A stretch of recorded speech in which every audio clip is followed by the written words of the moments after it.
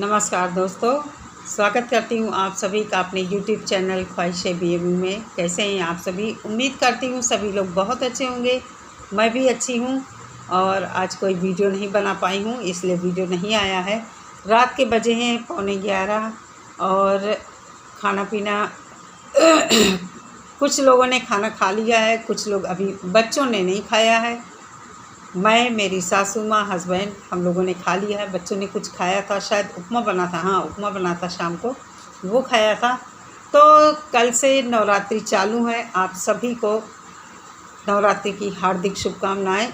बहुत सारी खुशियां आपके घर आएँ। माता रानी आप सभी के परिवार पर अपनी कृपा बनाए रखें, ऐसी मेरी मंगल कामना है। और आपके बच्चे खूब तरक्की करें, खूब आगे बढ़ें, आपके घर में हमेशा सुख शांति बनी रहे। आज वीडियो नहीं बना पाई क्योंकि आज पितृ विसर्जन था और हमारे घर में जैसे गया जी में पिंडदान हो गया है। गया जिसको बोलते हैं, गया हो गई हमारे यहाँ। तो उस जब गया हो जाती है तो हमारे यहाँ क्या होता है, फिर पितृपक्ष में घर में दोबारा से तर्पण नहीं होता है। पिंडदान या तर्पण जो भी होता है वो नहीं होता। कहते हैं जब गया जी में जब गया जी में पिंडदान कर दिया जाता है अपने पितरों का, उसके बाद हमारे पूर्वजों को, पितरों को मोक्ष मिल जाता है, तो दोबारा से पिंडदान नहीं होता है। बाकी आज अमावस्या थी, तो अमावस्या के दिन मैं क्या करती हूँ, खाना पीना बनाती हूँ। और जैसे कन्याएं हैं, ब्राह्मण भोज है, ये अपना खाना पीना अपनी श्रद्धा के अनुसार आप लोग कर सकते हैं।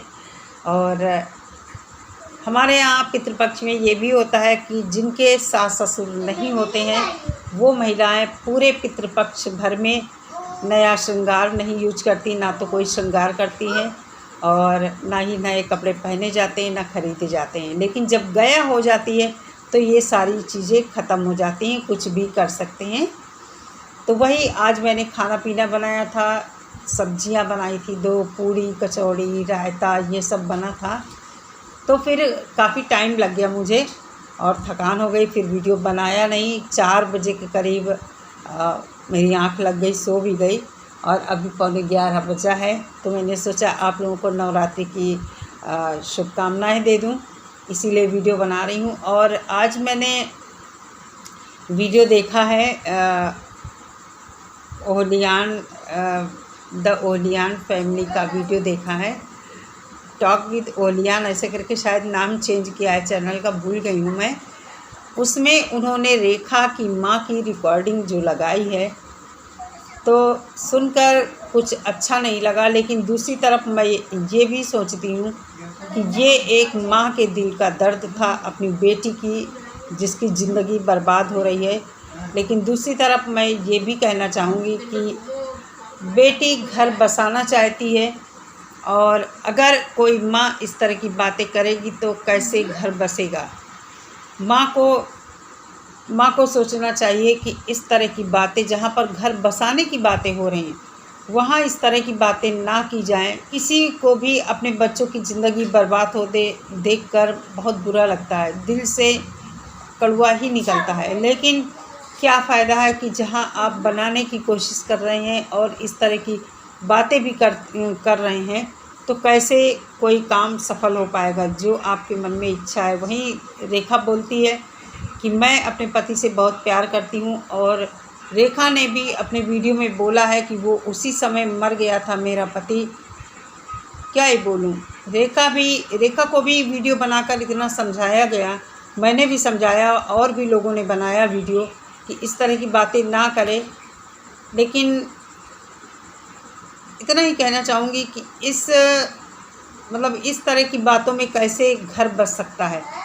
तो अगर आप बनाने की कोशिश कर रहे हैं तो थोड़ा आप लोग अपने को चेंज करिए, अपनी बातें, विचार जो हैं उनको बदलिए, सोच अपनी बदलिए।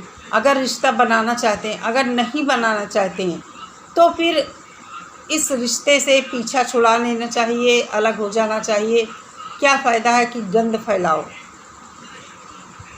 समाज में एक गलत मैसेज भी जाता है।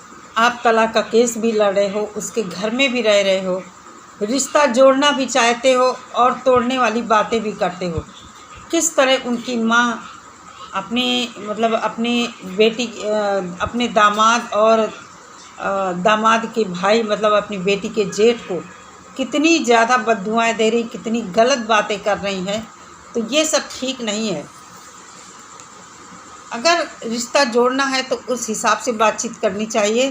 मुझे नहीं लगता है कि इस तरह की बातें करने से इनका कहीं से भी रिश्ता बनेगा या इनका रेखा का घर बसेगा। अगर आप लोग नहीं चाहते हैं, अगर आप लोगों को लगता है कि ये लोग नहीं सुधरने वाले हैं, तो फिर आप लोगों का केस फाइल है, आप लोग उसका इंतज़ार कीजिए। क्या फ़ायदा है कि गंद फैलाने से, इस तरह की बातें करके और भी कटुता बढ़ाने से। हो सकता है तलाक केस फाइल है, लोगों के मन में दया भावना उमड़ जाए और आपकी बेटी का घर बस जाए। ऐसा नहीं करना चाहिए। कुछ इससे फ़ायदा भी नहीं है, इससे तो और कड़वाहट पैदा होगी। तो बस यही था, आप लोगों को नवरात्रि विश करना था। माता रानी सभी को सद्बुद्धि दें। कल से पूजा पाठ 9 दिन चलेंगे, बड़ा ही अच्छा माहौल रहता है इस समय। और जब ये सीज़न होता है, पितृपक्ष आते हैं, तो मुझे त्योहारों का बड़ा वेट रहता है। लगातार सारे त्यौहार होते हैं, बड़ा ही मन में एक उल्लास रहता है, काम भी खूब होता है घर में। अब मेरे घर में भी साफ़ सफाई करेंगे, दिवाली की नवरात्रि बात करेंगे। अभी तो कल पूजा पाठ है, माता रानी की स्थापना होगी, कलश वलश रखा जाएगा।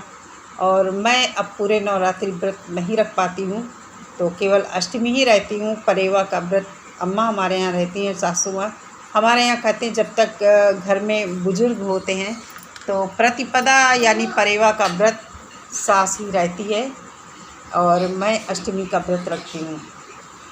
चलिए एक बार फिर से आप सभी को नवरात्रि की हार्दिक बधाई। माता रानी आपके घर पर अपनी कृपा बनाए रखें। इसी के साथ इस वीडियो का समापन करते हैं। मिलते हैं नेक्स्ट वीडियो के साथ। सभी लोग अपना बहुत सारा ख्याल रखिए। नमस्कार।